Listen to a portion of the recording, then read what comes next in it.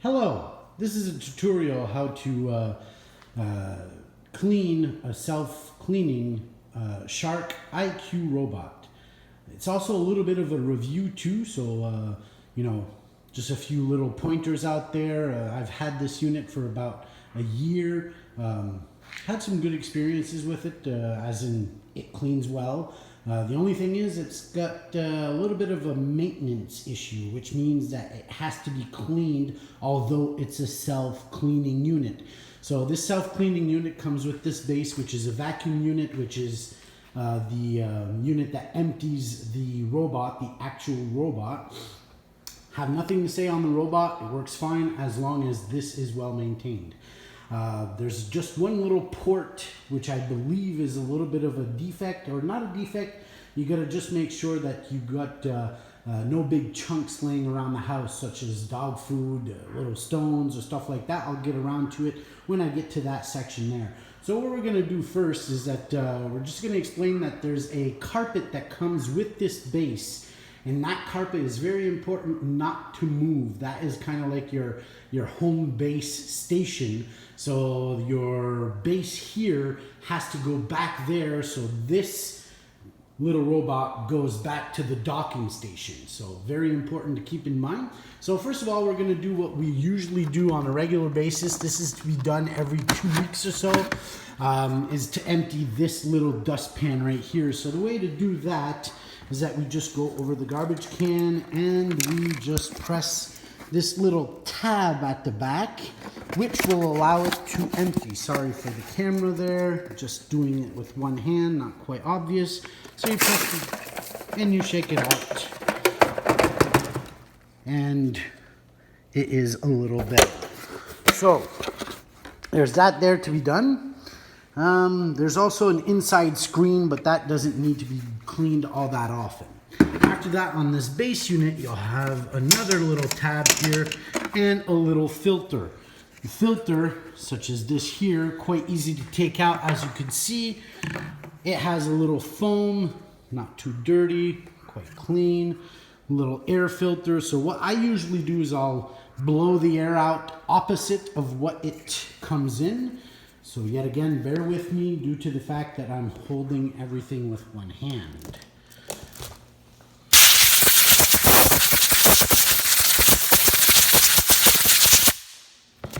So that's blown out. A little bit of dust came out, perfectly fine.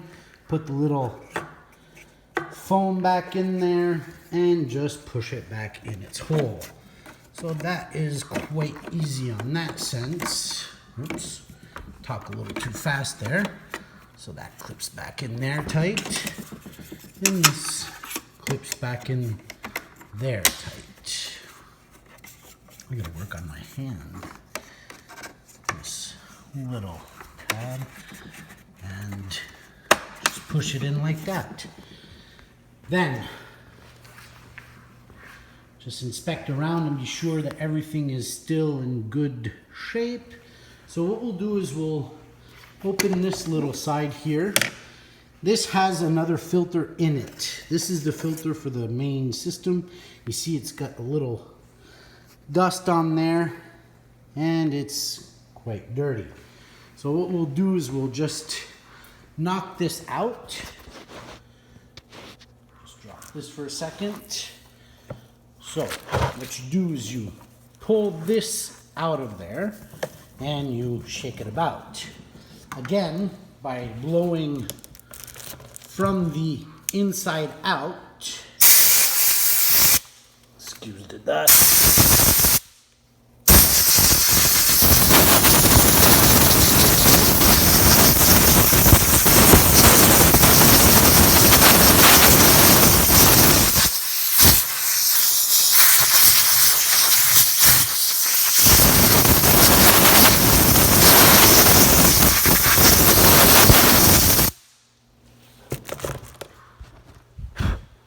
Once you've blown inside out, it should be back to this color here, which is a whitish beige. So once that's done, you just take this unit back in here. Probably a little air in there won't be very bad. Oops, a little pad that came out there. Well, apparently we cleaned this at the same time. We'll give it another go. That's where the actual fan is that actually sucks everything in there. Put that back in there. Rest this guy at the bottom there like that. And proceed to close the door. What we'll do is we'll also give it a little bit of shot in the port.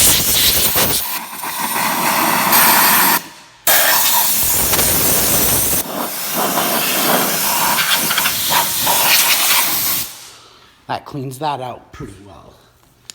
So, reinsert the box in the side and onto the robot. The robot here, a few little things that we have to put in consideration is that at the back there is a little pinching place. Yet again, one hand not always obvious. This is the dustpan. So this usually is what fills from the robot to the base. So what you gotta do is you prop it open like this, and you see here a little bit of dog food gets caught in there. So that has to be cleaned out as well. Bear with me another moment while I use two hands.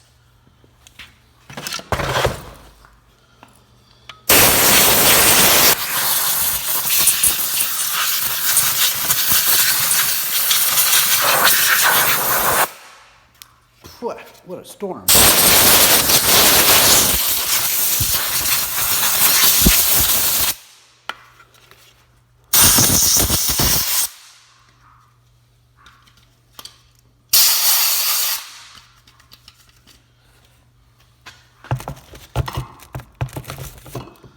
So after blowing the contents out the bottom here, you also have this little screen that's not bad to blow out.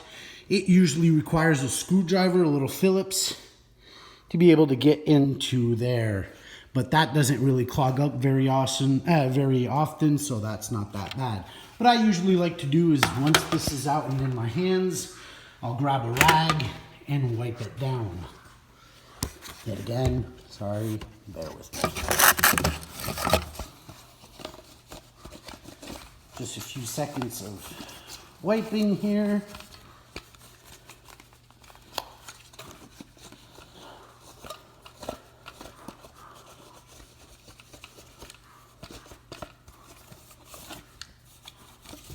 And that should be good enough.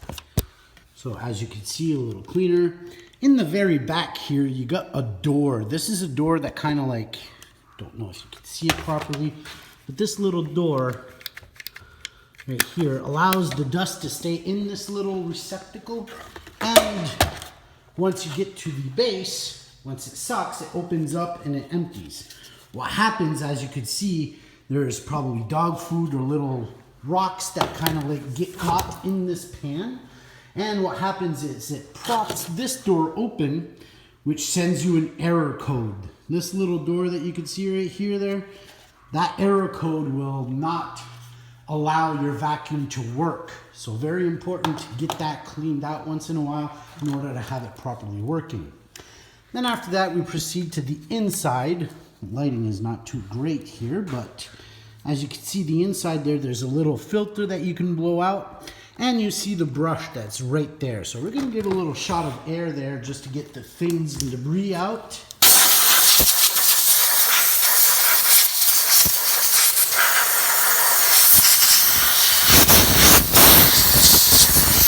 There we go. Inspect, okay. So after that, we got the roller here. So the roller, it comes out just by flipping these two tabs up, pull the plastic out, and then you proceed to pull the roller. The roller has to come out from the left-hand side first, and you watch out not to flip everything. You inspect the roller to make sure there's no hair or anything like that. As you can see, some debris chews a little bit the fins. Brushes look nice. And you can see that there's a little bit of accumulation of dust in there. So what we'll do, we'll also shoot a little air in there.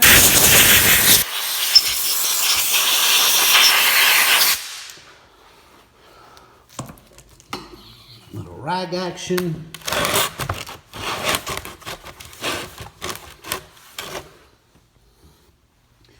recover our piece that flew off when we shook it. Make sure this is all clean. It's quite nice. Flop it back to the end of this roller. Seat the roller back in its hole. The right hand end first, and then it just sits down there. Make sure it's clear of obstructions. Everything's fine. This little cover has a little brush here, as you can see, and it is also nice, so that's no problem there. A little debris there, just dust bunny out. And we'll turn around, proceed to put it back in its place, which is like this. Let me sit it down. Check the wheels, see if they're not clogged with anything. Sometimes some little hairs or anything like that could go in there. Inspect the little turning wheel in the front, caster wheel. Inspect the brushes and motors just by twisting them. Check the little lights. So what I like to do while it's upside down like this, I'll give it a thorough clean.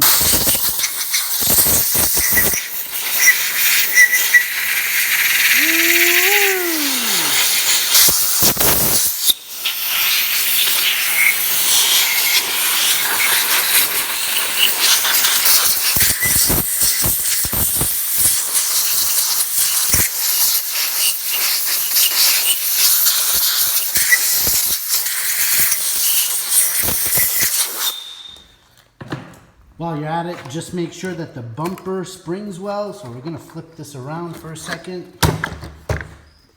Just make sure that this is nice and loose like this. Not working fine. Here, little rag shot, give it a little bit of a cleaning. A little cleaning on the base itself as well. Put the dustpan right back in its place as so, and back to its carpet as it should. Now that's pretty much what I had to say on that, to show you guys a little bit how this thing is taken apart and how it works. Just a little few tricks there about the actual dust cover there. You get a few codes on that if ever there's any obstructions. Otherwise, it works perfectly fine. Have nothing to say. That would be very negative, where, you know, I would suggest not to buy it. I would buy it. The only thing is I highly suggest to maintain it quite frequently, because you never know what's going to suck up. So just make sure that everything is hunky-dory on that end, and then you got yourself a little automated robot that sweeps the floor for you. So anyways, see you guys next time, and we'll have a good one.